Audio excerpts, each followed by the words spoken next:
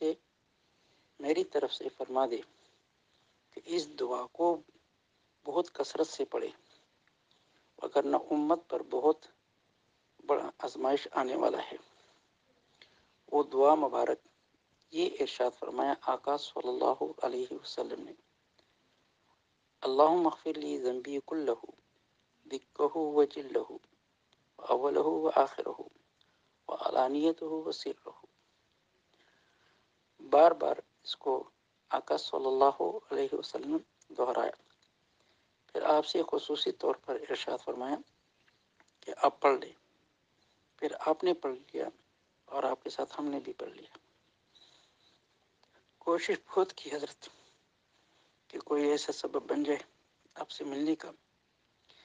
ایک تو آپ کی مصروفیت بہت زیادہ، اور دوسرا میری معذوری، شوگر کا بھی مریض ہوں